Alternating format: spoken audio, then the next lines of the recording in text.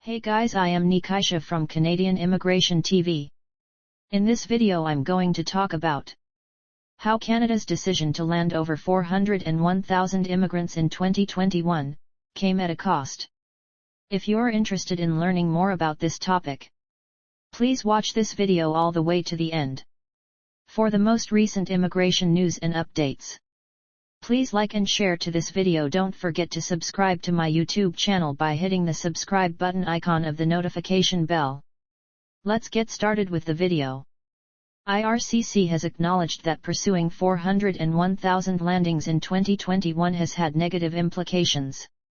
Unfortunately, these repercussions could have been avoided last year if the Canadian government had selected a more sustainable immigration policy.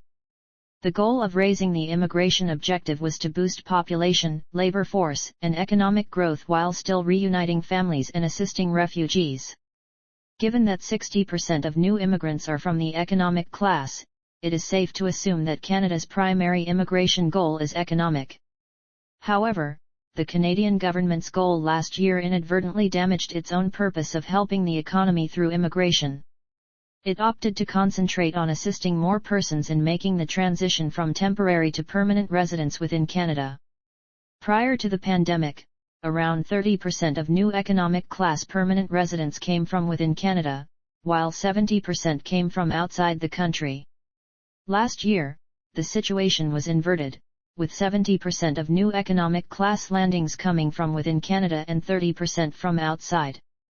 The restricted influx of new immigrants from other countries is one of the first consequences of this decision, contributing to a weaker population, labor force, and economic growth.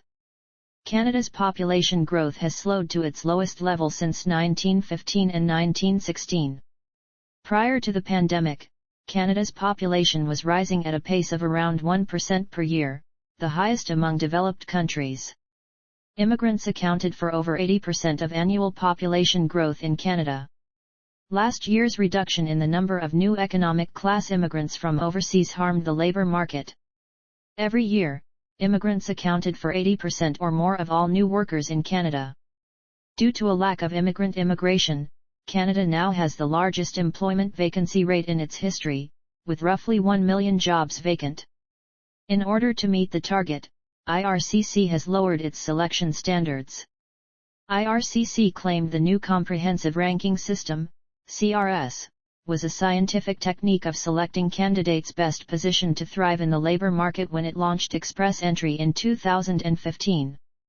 Prior to the pandemic, to be invited to apply for permanent residence, a candidate needed a CRS score of roughly 470.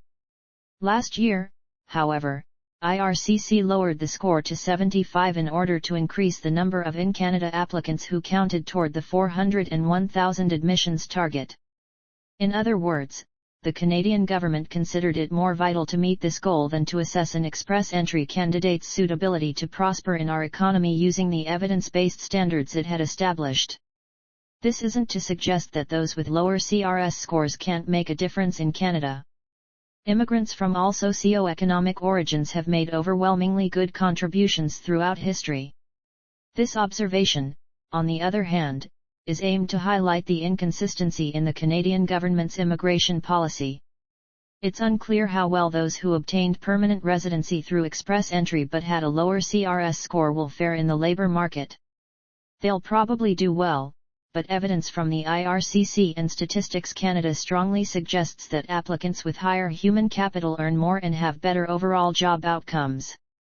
If this is correct, IRCC will have given up the ability to choose higher potential immigrants in return for shattering Canada's annual admissions record.